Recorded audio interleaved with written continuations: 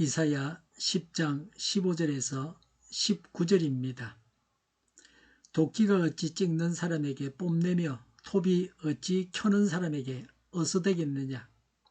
이것은 마치 막대기가 막대기를 잡은 사람을 움직이려 하고 몽둥이가 나무 아닌 사람을 들어 올리려 하는 것과 같지 않으냐.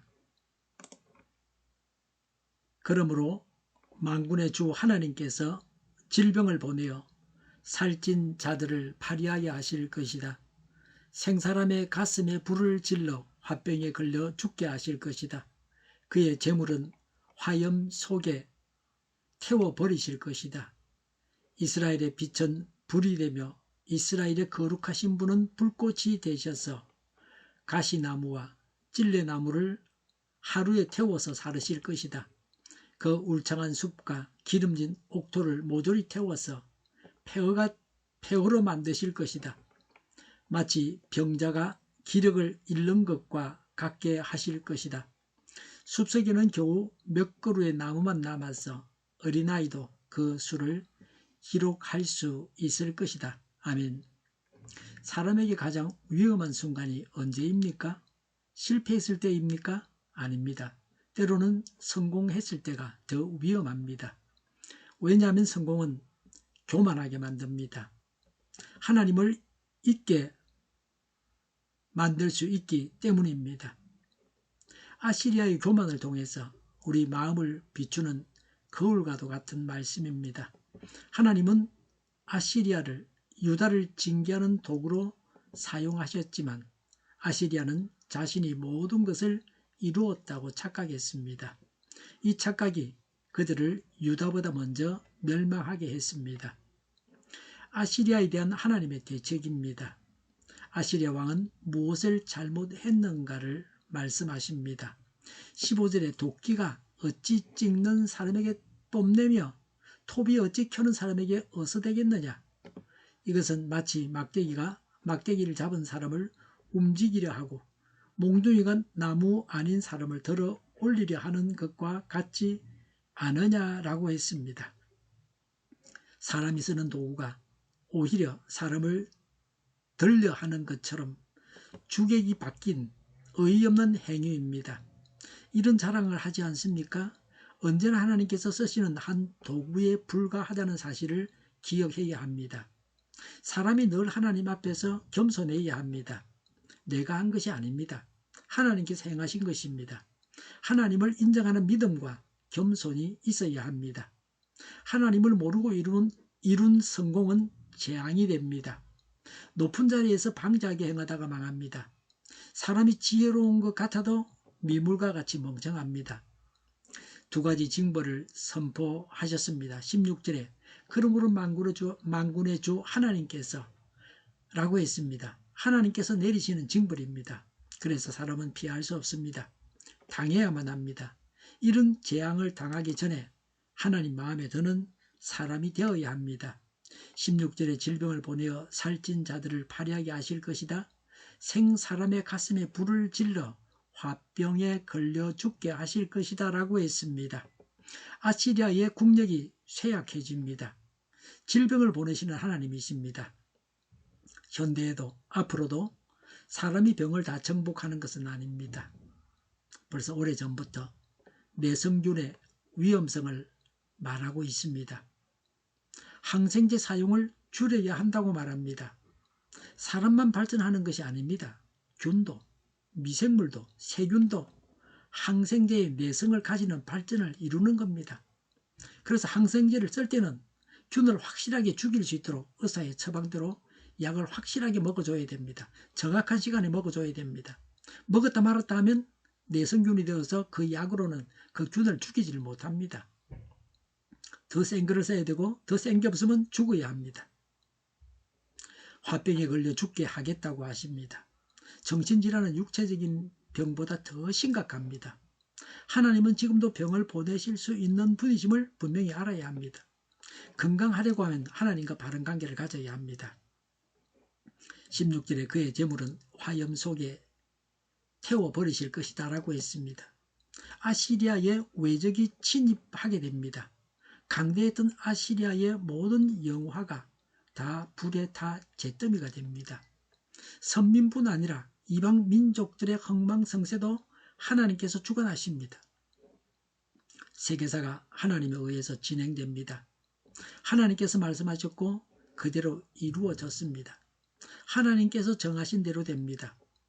사람이나 국가가 바꿀 수 없습니다. 17절에 이스라엘의 빛은 불이 되며 이스라엘의 거룩하신 분은 불꽃이 되셔서 가시나무와 찔레나무를 하루 위에 태워서 사르실 것이다 라고 했습니다. 아시리아를 가시나무와 찔레나무라고 합니다. 아무짝에도 쓸모없는 자가 아시리아라고 말씀하고 있습니다. 왜죠? 하나님을 모르고 방자하고 교만하기 때문에, 하나님이 행하신 일인 줄 모르기 때문에 이렇게 말씀하고 있습니다. 대제국을 이루었고 여러 나라를 정복했지만 하나님께서 보실 때는 쓸모없는 인간입니다. 쓰레기 같은 사람입니다. 하나님께서 나를 어떻게 보시는지를 생각해야 합니다. 하나님의 저울에 무게가 나가야 됩니다. 하나님께서 보시기에 소중한 자가 되어야 합니다. 아시리아를 징벌하시는 하나님의 속성을 말씀하고 있습니다. 불은 따뜻하게 보호해주는 특성도 있습니다. 그런가 하면 완전히 태워서 파괴하는 상반된 특성도 있습니다. 하나님은 택하신 백성에게 은혜를 베푸시고 악한 자는 철저하게 심판하십니다. 악인에 대한 하나님의 심판이 전혀 긍휼이 없이 철저하게 보응하십니다. 또 순식간에 임할 것이라고 했습니다. 여기서 하나님을 거룩한 분이라고 한 것은 아시리아에 대한 하나님의 징벌이 공연한 진노가 아니라 죄를 철저히 벌하시는 거룩한 진노에서 나온 것임을 말해줍니다. 하나님은 다른 이방 신들처럼 탐욕과 이기심으로 가득 차 있는 분이 아니십니다. 하나님은 불의와 불공평으로 횡포를 부리는 신이 아니십니다. 하나님은 거룩하신 분이십니다. 정의로 심판하시는 그런 분이십니다.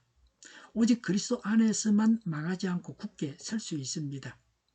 18절에 그 울창한 숲과 기름진 옥토를 모조리 태워서 폐허로 만드실 것이다. 마치 병자가 기력을 잃는 것과 같게 하실 것이다 라고 했습니다. 숲과 옥토는 모두 아시리아의 국력의 강성함을 상징하는 표현입니다. 본 예언이 선포될 당시 아시리아는 최대의 국력을 자랑했습니다. 주전 612년 수도 니느웨 성이 바벨론에 의해서 멸망됨으로 이 말씀이 이루어졌습니다. 아시리아는 주전 605년에 완전히 멸망했습니다. 강해도 망하는 것을 인류 역사에서 보게 됩니다. 19절에 숲속에서 겨우 몇 그루의 나무만 남아서 어린아이도 그 수를 기록할 수 있을 것이다 라고 했습니다. 아시리아는 하나님의 징벌로 완전히 멸망해서 황폐하게 된다는 예언입니다. 여기서 살림에 남은 나무는 아시리아 사람을 비유합니다. 심판의 정도가 심해서 아이들이 셀 수 있을 정도로 적은 수가 살아남고 모두 죽임을 당할 것을 예언했습니다. 아시리아의 멸망은 스스로 총명을 자랑하며 교만하던 시절과 뚜렷한 대조를 이룹니다. 실로 교만은 창조주 하나님을 무시하고 자신을 높이는 참남한 죄입니다. 교만은 반드시 엄중한 징벌을 받게 됩니다. 이 말씀은 우리에게 묻습니다. 너는 무엇을 의지하고 사느냐? 돈입니까? 명예입니까? 능력입니까? 건강입니까? 이 모든 것은 언젠가 사라집니다. 그러나 하나님만이 영원하십니다. 우리 자신을 돌아봅시다. 나는 내 성공을 누구에게 돌리고 있습니까? 하나님의 은혜입니까? 라고 고백하고 있습니까? 아니면 마음속으로 내가 잘해서 그렇지라고 생각하고 있습니까? 나는 하나님을 주인으로 인정하고 있습니까? 내 인생의 주인이 나입니까? 하나님입니까? 내 계획이 먼저입니까? 하나님의 뜻이 먼저입니까? 나는 겸손한 삶을 살고 있습니까? 다른 사람을 무시하지 않습니까? 작은 일에도 감사합니까? 실패 속에서도 하나님을 신뢰합니까? 교만을 버려야 합니다. 내가 중요한 것이 아닙니다. 하나님이 중요하십니다. 사람이 중요한 것이 아닙니다. 사람을 사용하시는 하나님께서 영광을 받으셔야 합니다. 나 자신을 높여서 교만해지지 말고 하나님께 영광을 돌려야 합니다. 우리는 하나님의 손에 들린 도구입니다. 그러므로 우리의 자랑은 우리가 아니라 우리를 사용하시는 하나님이어야 합니다. 우리의 힘이 아니라 하나님의 은혜여야 합니다. 우리의 이름이 아니라 하나님의 이름이 높임을 받아야 합니다. 기도하겠습니다. 저희가 교만하지 않게 하시고 언제나 하나님을 의지하게 하소서. 저희가 잘 될 때도 어려울 때도 오직 하나님만 자랑하게 하옵소서. 저희를 하나님의 도구로 사용해 주시옵소서. 이 은혜가 저희 모두에게 충만하기를 하나님의 이름으로 축복합니다. 교만을 버립니다. 이루시는 하나님을 찬양합니다. 하나님께 영광을 돌려드립니다. 저희를 불쌍히 여겨 주옵소서. 저희를 악에서 구하옵소서. 하나님의 뜻이 이 땅에서도 이루어지게 하옵소서. 저희의 간구에 응답하여 주옵소서. 기도하기를 쉬지 않게 하옵소서. 저희 필요를 채워 주시옵소서. 오늘도 차고 넘치는 복된 삶을 살게 하옵소서. 감사와 찬양을 하나님께 돌려드리며 예수님의 이름으로 기도드립니다. 아멘.